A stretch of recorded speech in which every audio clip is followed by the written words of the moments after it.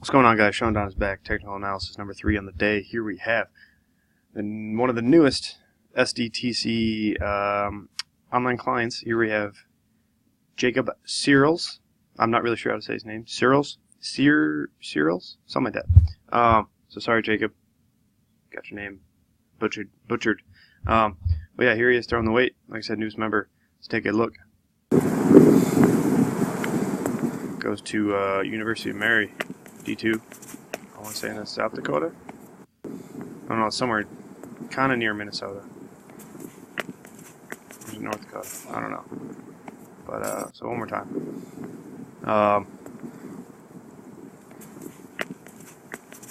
So you do some things well, Jacob, but you kind of sabotage yourself right from the start, so let's break it down. And yeah, there's definitely more in the tank, just looking at this video already.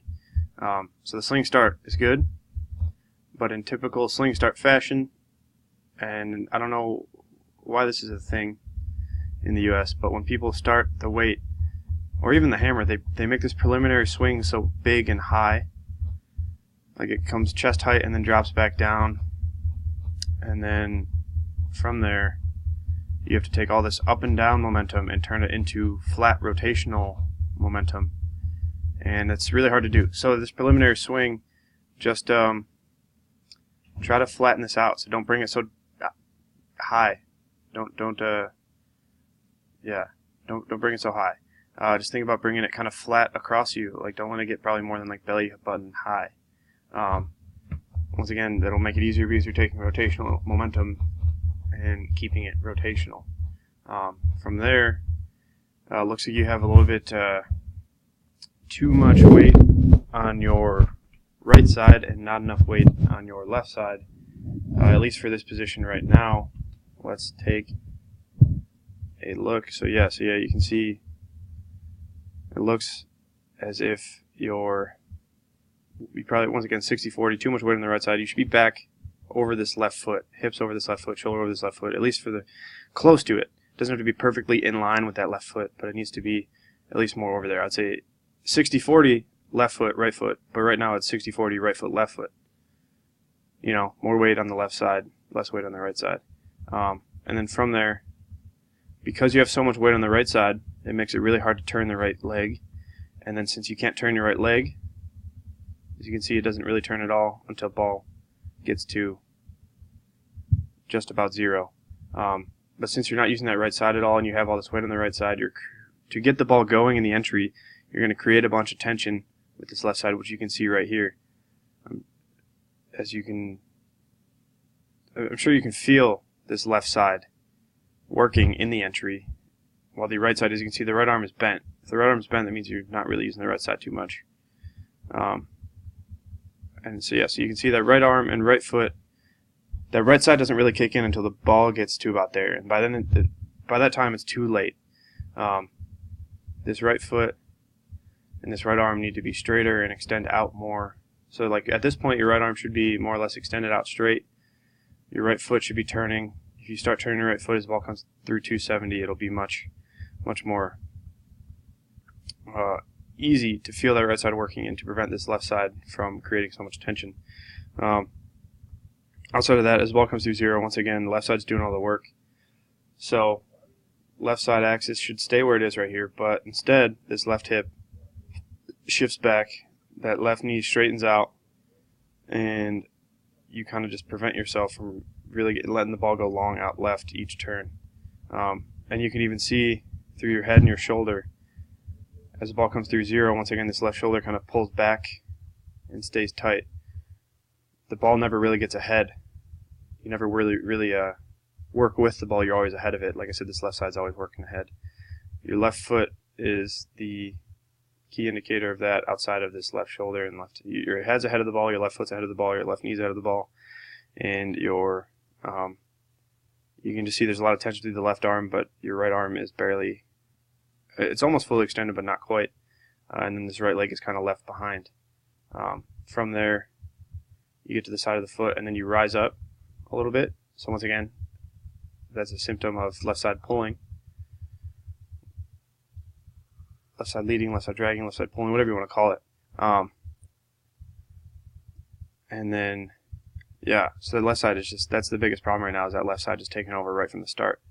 You land and you catch, like this is like a decent catch position. Like your posture is actually good here. Your shoulders are back over your hips. And like this is a solid position. And honestly, I mean, through zero, from the catch position through zero, it's not bad.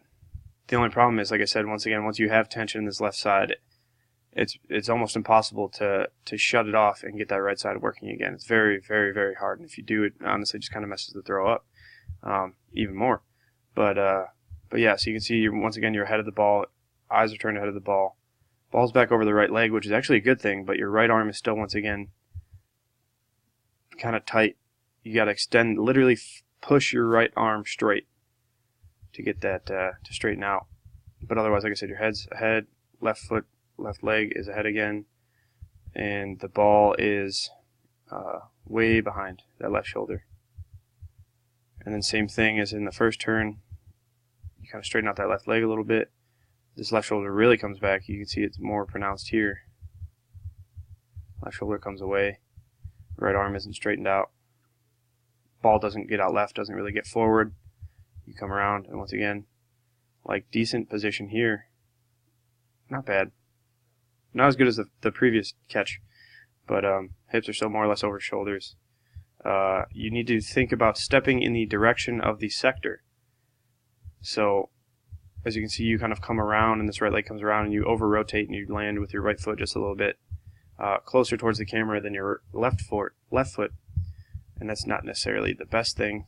It's not very good. It means, once again, you're kind of losing connection, and once you do that, if you land late, you're more likely to pull that left side, which you're already doing, and like I said, it's kind of what's in motion will stay in motion. So, as you come through zero, again, you can see the left side coming or pulling ahead. But like I said, so your right side works with the ball pretty well, but that left side is just so dominant in this throw. And you actually land and catch early on this final turn. Posture is not great.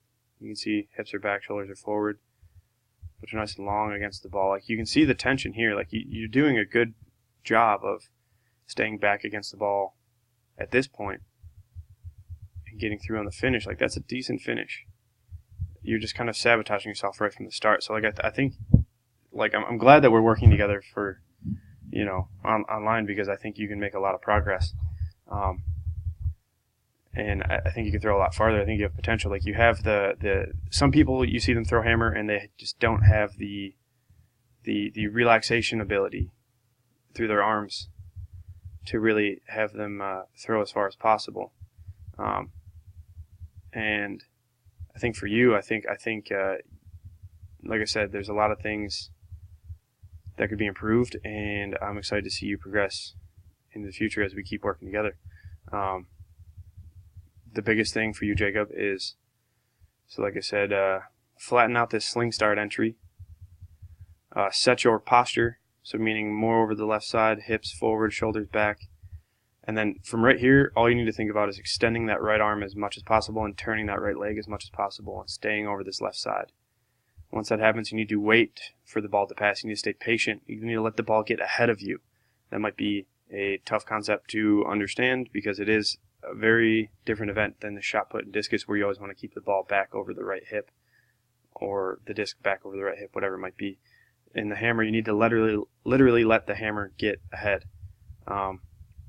And then as you come through zero, keep this left leg bent, keep that hip over the left side, keep those knees bent, and then just, yeah, let the ball get long left and pulse towards the sector, go forward towards the sector.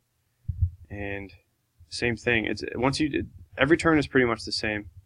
You got to use that right side and let the ball get long out left. If you don't, you're going to use your left side and the ball's going to be short out left. And I'm sure you're used to hooking a lot of finishes to the left, I'd say. That's what I would guess based on your low point shifting because of the overactive left side. So yeah, we just got to get you to relax and use that right side. Stay patient. Like I said, Jacob, I think you got potential, so excited to work with you. If anybody out there watching this wants to work with me online, go to my services page at www.seandonnelly.biz. I offer technical coaching, in-depth technical analysis, and throws coaching, programming, lifting programming, coaching, all that stuff. So, yeah, thanks for watching. Sean Don. Peace and out.